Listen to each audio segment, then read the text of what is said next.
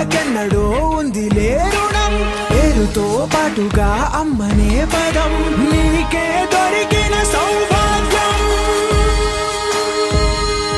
Mahanati Mahanati Mahanati Mahanati